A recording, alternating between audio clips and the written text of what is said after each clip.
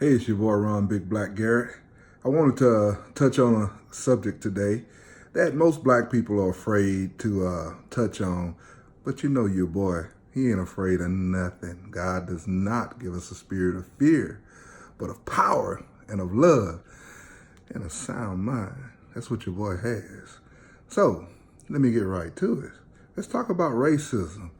Not your mama and daddy's racism. We're going to talk about racism within the black community. One of the things that really irritates me is that I actually had more racial damage done to me within my own community, being someone that was darker than most at times. I guess you had to have a certain tone to be considered black.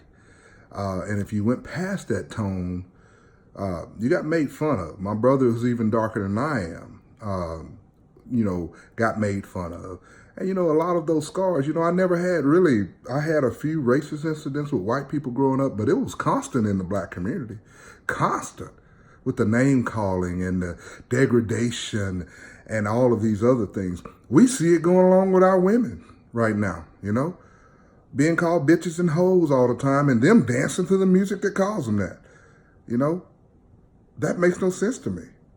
It really doesn't, but it happens, We as the black community get so caught up in what we feel other races are doing that we don't even address the things that are going on in our neighborhoods. We don't even address how bad we treat each other. So let's take the white person aside right now, and let's deal with you.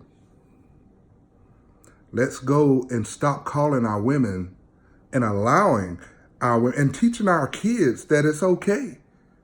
How is it okay? Ron, what do you mean by that? Look at the music that we support. Look at what we support. You dancing in the car along to music that says it's fine to be a bitch and a hoe, and your little girl back there dancing to that, your little boy back there thinking that's cool. That's what you need to be working on. This whole deal about us calling each other the N-word and all these other things, Let's quit doing that. I mean, yeah, I know we have our little old deal where we, hey, man, in this, in that. Yeah, I understand that deal. And I understand that's a tough cookie to sell, but it is the cookie no less, because I don't want that nonsense in my life, period. Does it mean that I am upset at people that do this? No, man, it's part of our culture, and I understand that. But at the same time, there has to become a point to where we address things, even if it's tough. And that's a skill that seems to be lost in the black community. We do everything on emotion now because we are told to do that. We're told by the Democrats. We're told by the media. We're told by heck, even some Republicans, that we're supposed to be a certain way. Well, guess what? I'm a unique individual made by the Lord God, and I will act in such a manner because I have those freedoms in this country, whether y'all like it or not. I have that freedom. I don't feel held up by no white man, brown man, yellow man, whatever man. I don't feel hemmed up by anybody. I'm able to say what I want to say. See, that's the advantage of me being in the military and putting my life on the line for this country. I am fully well aware of what my rights are because I fought for them. I was putting my life on the line. I don't agree with the person that hates the flag and wants to kneel for the flag, but I have a right to say I don't.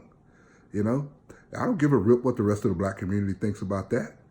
Don't care. All right? And if you have a problem with it, come say something to your boy. Ha! Yeah. Because it is what it is.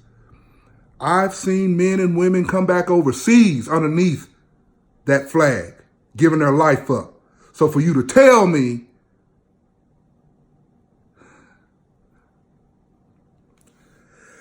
okay.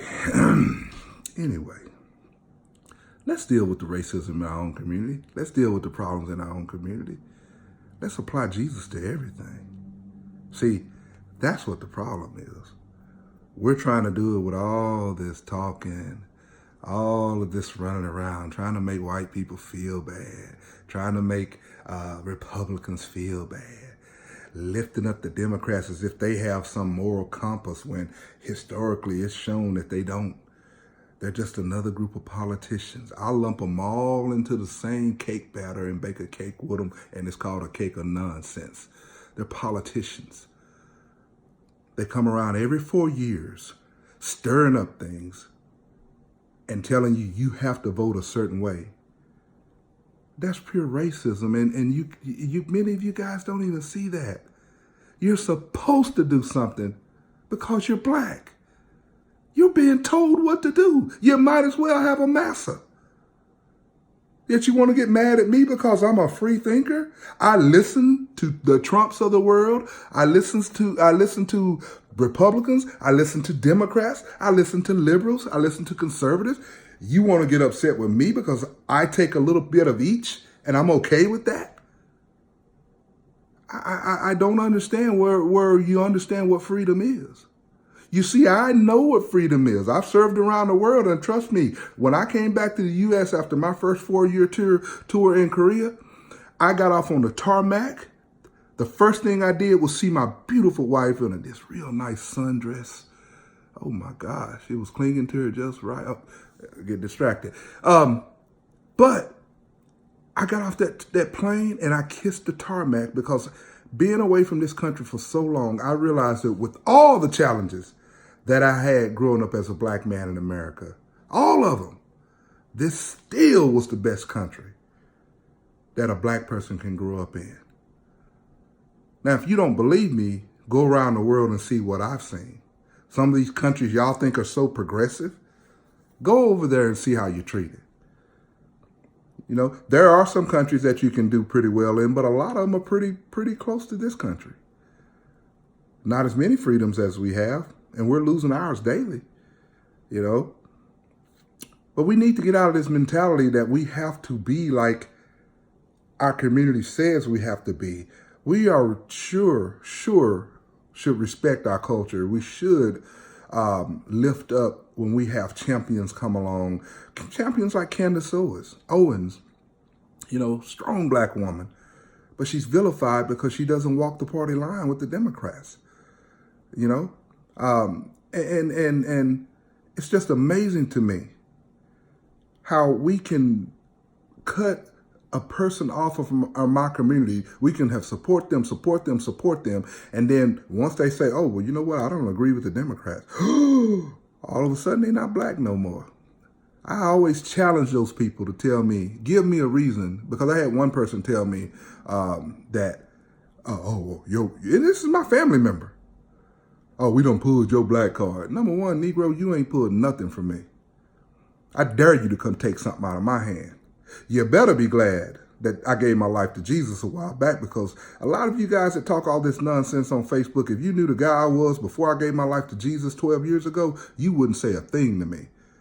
But number two, just know that I don't give a rip about no black card anyway. I actually tore mine up a long time ago. I'm a strong black man. I don't need a card to prove it.